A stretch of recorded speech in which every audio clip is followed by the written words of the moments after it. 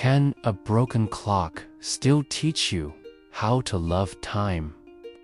In a quiet town, an old watchmaker fixed time for everyone, except himself.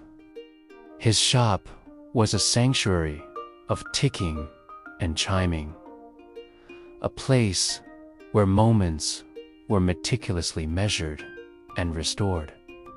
Each day, he sat hunched over his workbench, his world a universe of tiny gears and delicate springs. His wrinkled hands, though trembling slightly with age, moved with a practiced grace, turning impossibly small screws and setting hands with precision. His eyes, though heavy with the weight of countless hours, held a gentle, focused light.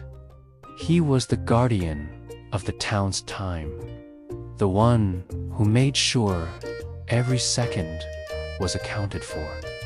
Yet, his own time seemed to slip through his fingers like fine sand, a constant, relentless flow that he never paused to feel.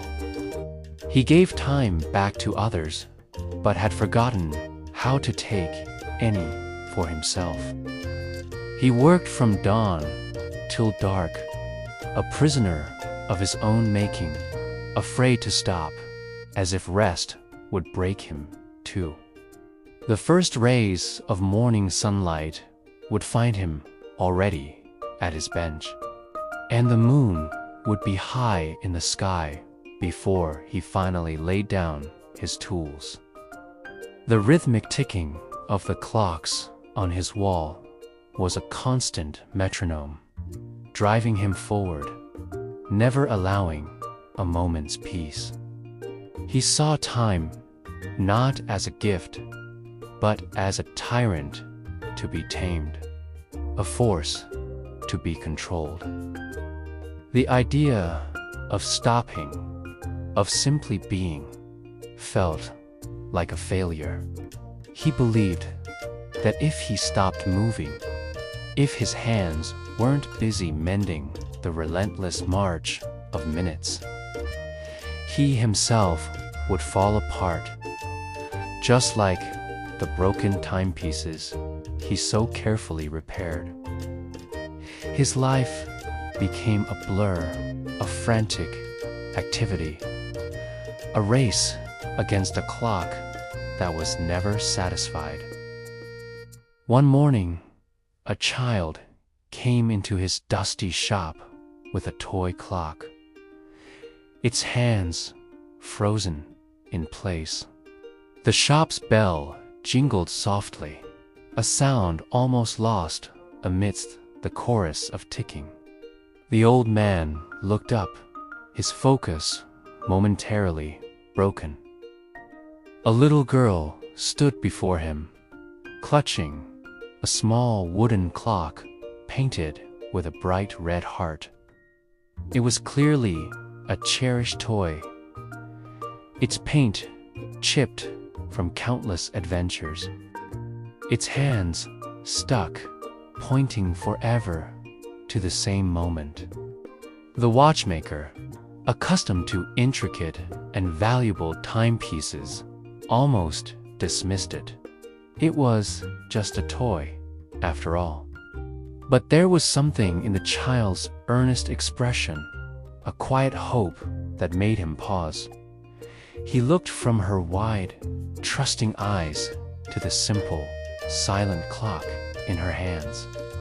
"It still ticks," she said softly. "You just have to listen closely."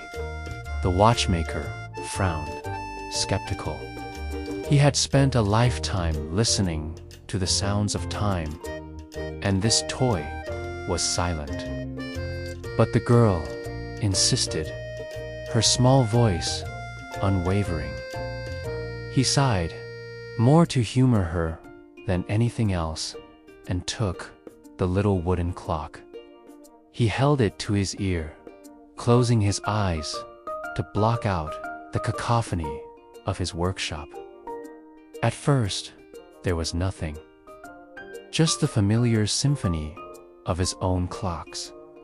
But then, as he focused, as he truly listened, he heard it. A faint, almost imperceptible rhythm. A soft, gentle beat, so quiet it was more of a feeling than a sound. And as he listened, he realized it matched the steady, quiet thumping in his own chest, his heartbeat. For the first time in years, he smiled. A genuine, unhurried smile that reached his tired eyes. Maybe time was never lost, only unheard. In that moment, something shifted within him. He wasn't just fixing a broken toy. The child and her silent clock were fixing something broken in him. He understood that time wasn't about the frantic spinning of hands or the loud chiming of hours. It was about the quiet, steady pulse of life itself. The moments you can't measure, the feelings you can't contain within a clock's face. The dust motes, dancing in the sunbeam, suddenly looked like a galaxy of tiny stars, each one a perfect, fleeting moment. The light flooding his workshop felt warmer, brighter, as if the world itself had just taken a deep, calming breath alongside him. From that day on, he slowed his work, shared his laughter, and fixed clocks one by one, with patience, not hurry. He no longer saw his workbench as a prison, but as a place of joyful creation. He would pause to chat with the people who came into his shop, listening to their stories as he listened to their clocks.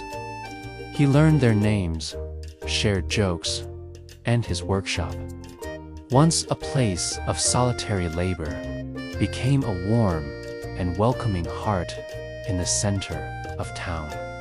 He still fixed time for everyone, but he did it with a newfound sense of peace.